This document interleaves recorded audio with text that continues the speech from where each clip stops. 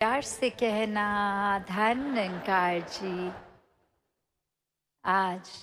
समागम के इस चौथे दिन ये भाव सभी के कहीं ना कहीं कि कैसे ये बेशक इस बार एक दिन और ज़्यादा, पर फिर भी ये पता ही नहीं लगा कहाँ इतने दिन ये भक्ति में निकल गए, इस निराकार के एहसास में निकल गए, आत्म मंथन की शिक्षाओं पे एक जीवन को मजबूती प्रदान करते हुए अनेकों शिक्षाएं जो इन दिनों मिली, ये सिर्फ इन दिनों के लिए कुछ घंटों के लिए तक सीमित ना हो, ये तो हमेशा के लिए जीवन में बसे। कैसे खुद खुद को संवार लें, हम अपना कल्याण कर लें, निराकार से जुड़े रहें, इस परमात्मा को हर समय के लिए मन में इस तरह बसाएं कि ये जीवन, जहाँ ये दुनिया इतनी खूबसूरत चीज़ें हैं संसार में, ये दातार ने रचना ऐसी की कि हर चीज़ का मज़ा जहाँ इंसान ने लेना है, वहाँ अपनी चेतनता सद्बुद्धि का भी यूज़ करना है कि चीज़ें इस्तेमाल जो सदुपयोग में ही रहे, दुरुपयोग ना हो। एक चीज़ों का उस तरह से आनंद लें जानते हुए कि इस दातार ने दी हैं, तो एक वो जीवन में कितना यूज़ करना है, चीज़ों को यूज़ करना है, अब्यूज़ नहीं करना। कैसे मन की उथल पुथल की ये शांति का एहसास, ये आत्म मंथन तभी सही दिशा में रहता है जब निराकार को शामिल किया जाए, वरना तो ये ठंडक, ये कामनेस, ये पीस आती नहीं। हम कुछ ना कुछ वजह ढूंढ ही लेते हैं दिन में, जो एक थॉट बेचैनी का आ जाता है और फिर बाकी का दिन भी फिर उसी थॉट को पकड़ के उदासी, परेशानी, आंसू। तो कैसे एक जीवन में लेट गो वाली भाव भी आत्म मंथन से ही आएंगे कि जब तक हम किसी चीज़ को पकड़ रहे हैं वो भार हमें ढोना है, पर जैसे ही वो चीज़ छोड़ दी जिस पल में, वहाँ एक स्ट्रेस फ्री हो गए, वो एक तनाव का कारण नहीं रहा, वो भार वहीं का वहीं रिलैक्स हो गए। तो ऐसे ही एक भक्तों का जीवन रहा है कि हर पल में आनंद उठाया जाए। जो एक कठिन घड़ियां हैं, उनको, कठिनाई को उन पलों तक ही अगर रखें, अगली घड़ी तक उसका बोझा ना ढोएं, तो कैसे वाकई ही ये मन भी स्थिर हो जाता है, एक सुकून की अवस्था मिलती है। जीवन में हर तरह मेंटली, स्पिरिचुअली, इमोशनली ये ग्रोथ, ये विस्तार होता है, और मन के भीतर ये जर्नी विद इन आत्म मंथन से हर पल में फिर ये सुकून, ये अंदर की हमारी एक ऊर्जा ये और स्ट्रॉन्ग होती है। स्पिरिचुअल जर्नी दातार उसी तरह से हर एक के मन में ये एहसास हर पल का बख्शता जाए कि कैसे जीवन तो जीना है, ऐसा नहीं कि जीवन में जो वस्तुएं हैं उनको एक यूज़ नहीं करना, पर यूज़ करते करते भी वो शुक्राना भाव मन में हो। कैसे एक मन को हम ऐसा ना बना लें अपने कि पहले से ही एक कुछ फाइनल, कुछ एक सोच बना लें कि ऐसा ही है जैसा हम सोच रहे हैं, दूसरे के नज़रियों को कंसिडर ना करते हुए एक अपनी ओपिनियन उस तरह से एक निर्धारित कर लें। तो अक्सर ऐसे भी नोटिस किया है कि अगर हम किसी के प्रति ऐसे भाव बना लेते हैं कि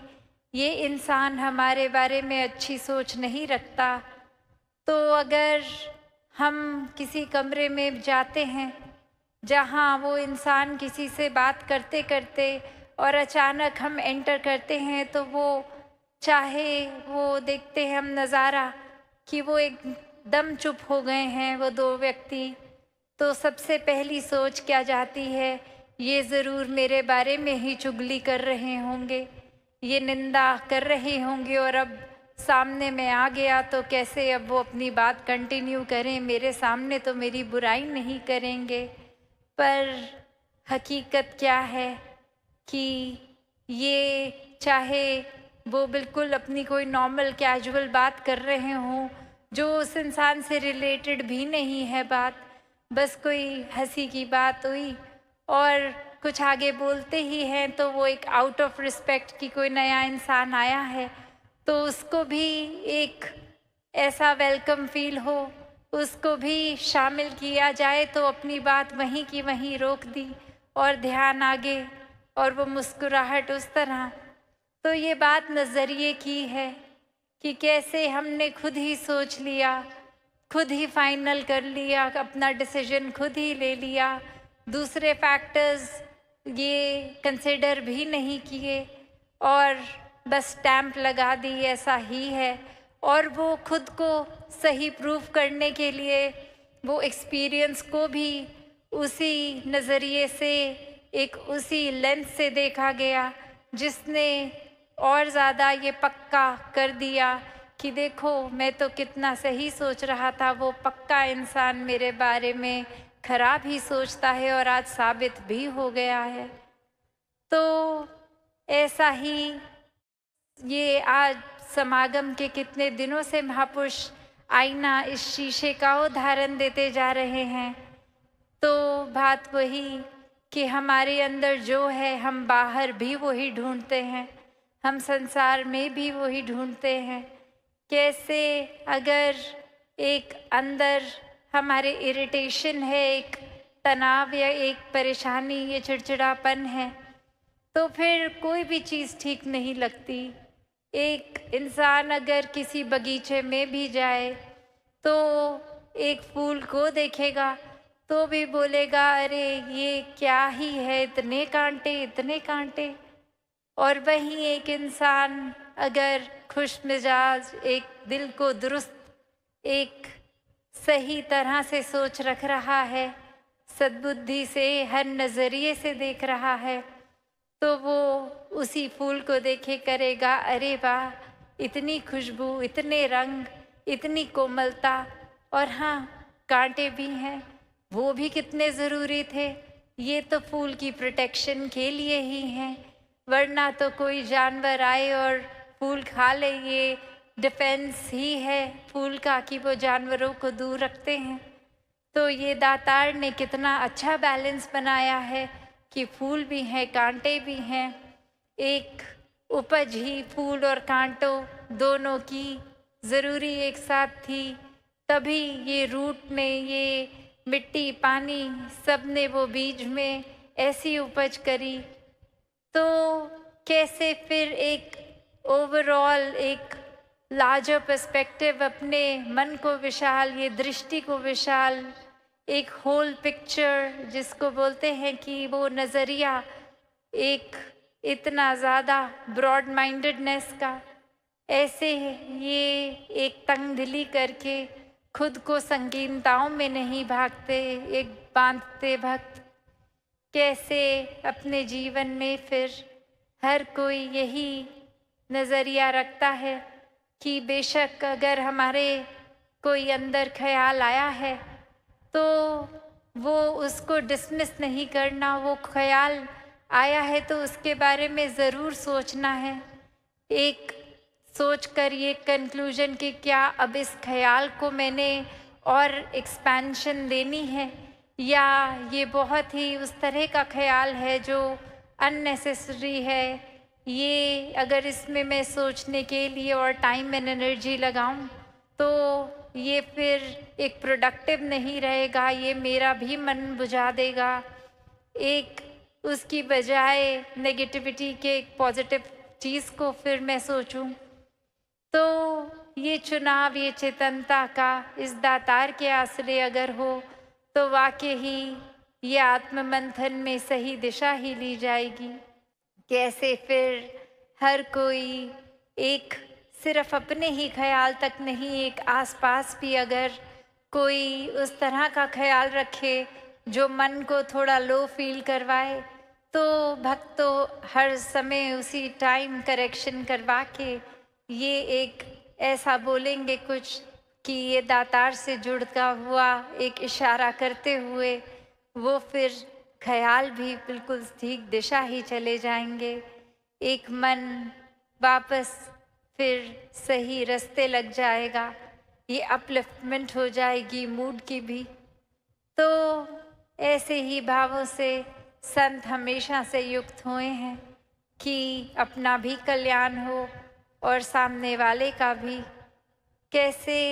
फिर ये एक नज़रिया कि सामने वाले के बारे में अगर मैंने सोच ही लिया है कि वो बुरा सोचता है मेरे बारे में, तो वहाँ एक ऐसा भी उदाहरण आता है जो अक्सर हमने सुना है कि एक स्कूल में एक्सपेरिमेंट किया गया जहाँ हर बच्चे को कहा कि आप जिस बच्चे को अगर एक कोई चूज़ कर लो और उसके बारे में एक अच्छी चीज़ कोई लिखो, और जब रिजल्ट्स आते हैं तो कुछ बच्चे जो सोचते थे अभी तक कि सामने वाला बच्चा मुझे पसंद नहीं करता, वो हैरानगी की बात कि उसी इन बच्चे ने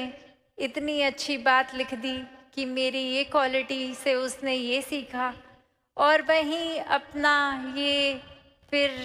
मन की धारणा चकनाचूर की अरे ये ऑल दिस वाइल ये तो मैं ही उसके लिए ग्रज होल्ड कर रहा था, वो इंसान तो कुछ भी नहीं सोचता मेरे बारे में ऐसे। और ऐसे ही हम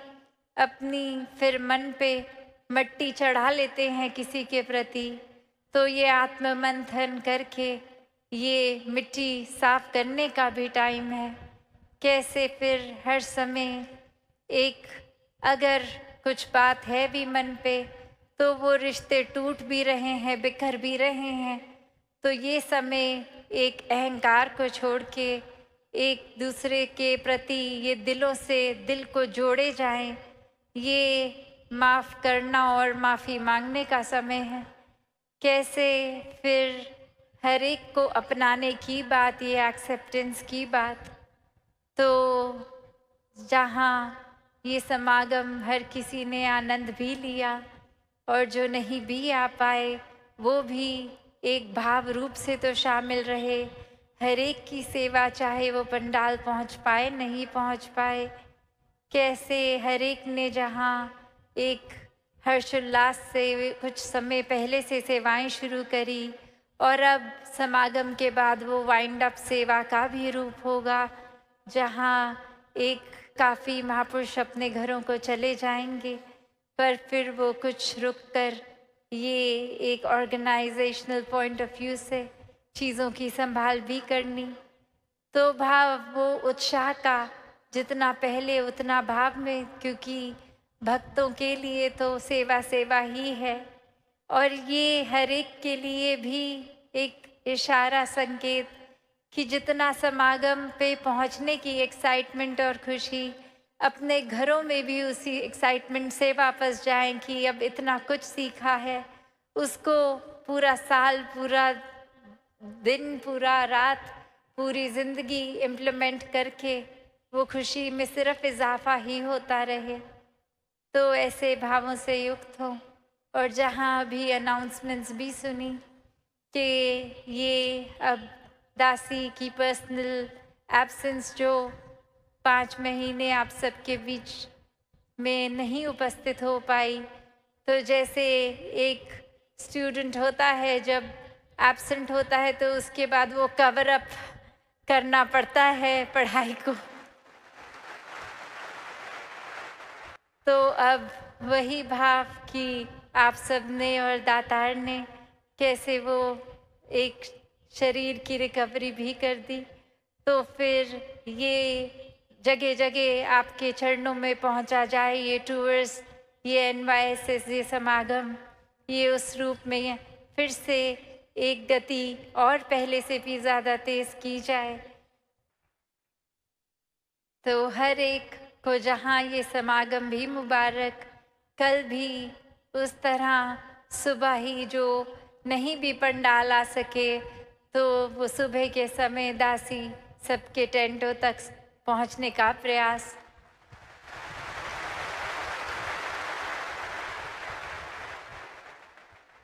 और फिर शाम को जो कला का रूप होगा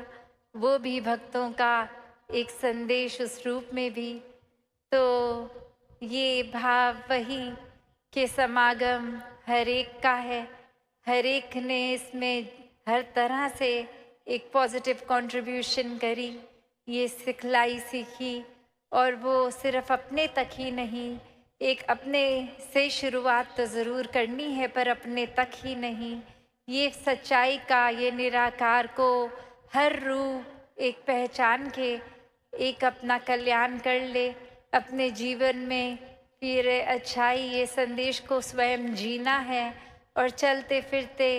फिर ये प्रचार बनकर हर एक तक पूरी मानवता तक पहुंचना है, सेवा करनी है और ये खुद जीकर ये संदेश स्वयं बनना है जो अपने लिए भी एक सुखदाई हो और औरों के लिए भी प्रेरणा दे सके। तो